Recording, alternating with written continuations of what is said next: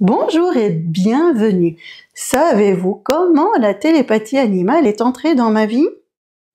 Eh bien, dès ma naissance, j'ai toujours été entourée d'animaux. J'ai même une photo de moi bébé avec un chien qui était assis à côté de mon relax. Toute petite déjà, j'étais persuadée de leur parler.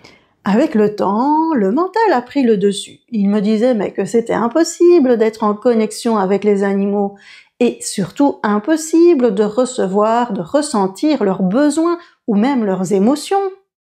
Mais tout au fond de moi, ma petite voix me criait mais que si c'était possible. Et puis un jour, en 2010, le fermier a accepté de nous louer la prairie attenante à notre jardin.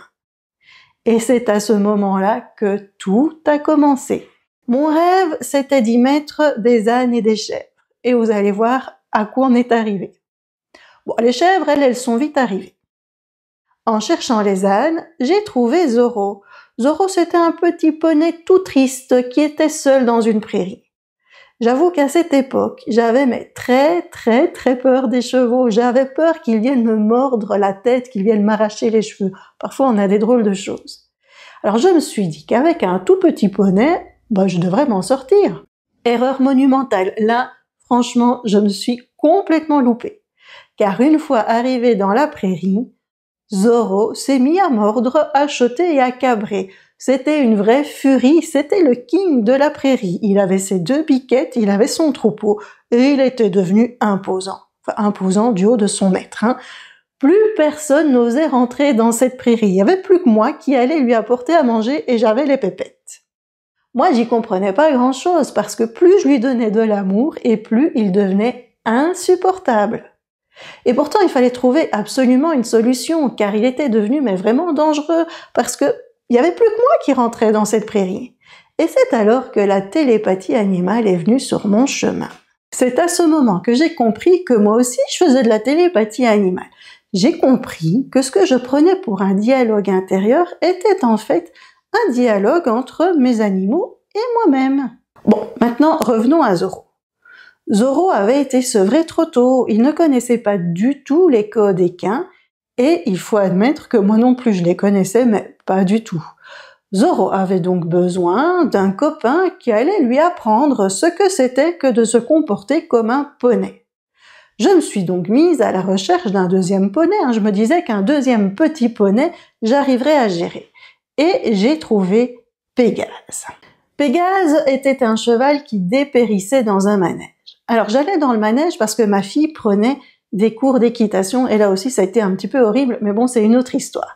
Chaque fois que j'allais au manège, j'allais voir Pégase. C'était vraiment le coup de foudre entre lui et moi, un vrai bonheur. Et puis un jour le manège m'a mise au pied du mur. Soit Pégase venait avec moi, soit il allait à l'abattoir. Alors vous imaginez bien que ni une ni deux, j'ai adopté Pégase. Mais le jour où il est arrivé, ce fut un choc. J'avais pas réalisé que Pégase faisait 1,80 m. Je vous rappelle que j'avais très peur des chevaux à cette époque-là. Alors me retrouver auprès d'un cheval de cette taille, c'était un fameux défi. Il y a des moments où c'était un peu difficile. Bon, après c'était un petit défi car Pégase c'était 1,80 m d'amour et 1,80 m de câlin et de bonheur. C'est lui qui m'a ouvert les portes de la télépathie animale car il a été un excellent professeur. Il m'a appris à canaliser ce que je recevais. Il m'a appris à accompagner les animaux en fin de vie. Il m'a fait avancer énergétiquement et il m'a fait sortir de ma zone de confort. Car pour canaliser mes peurs, j'ai suivi des cours d'éthologie équine. Comprendre le comportement équin et surtout savoir comment me comporter vis-à-vis d'eux a été des moments magiques. Je me suis remise en question et j'ai appris plein de choses.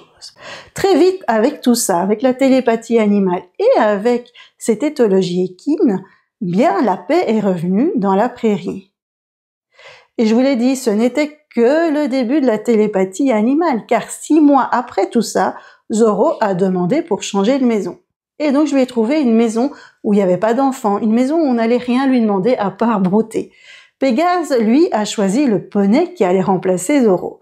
Il voulait une jument d'1,30 m et qui était noire. Et Lila est arrivée. Alors malheureusement, ça c'était pas prévu et ce fut un grand choc. 2 ans plus tard, Pégase avait fait son temps parmi nous et il est parti rejoindre les étoiles. Lila a alors choisi son troupeau qui en fait n'arrête pas de s'agrandir. Chaque fois que je pense que c'est fini et à chaque fois je me fais avoir. Tous les animaux présents chez moi en fait ont choisi d'être là. Moi j'ai dit oui, de temps en temps j'arrive à dire non, mais c'est très difficile. Jamais je n'aurais cru vivre des moments aussi exceptionnels et magiques. Je remercie de tout mon cœur Zoro et Pégase pour tout ça. C'est eux qui font qui je suis maintenant. Et pour continuer le tout, eh bien j'ai continué à travailler sur moi. J'ai continué à apprendre sur les animaux puisque j'ai fait des cours d'éducation canine. J'ai suivi des cours de comportementaliste canin et félin. En fait, je me suis bien rendu compte qu'il n'y avait pas de hasard. Tous les animaux qui sont là ne sont pas là par hasard. Tout ce qui s'est passé n'était pas un hasard. Et je suis certaine que si vous êtes en train de regarder cette vidéo, ce n'est pas par hasard non plus. Alors, bienvenue à vous dans le monde magique de la télépathie animale. Je vous souhaite un chemin lumineux parmi nous. Je vous dis à bientôt pour d'autres vidéos. Prenez soin de vous.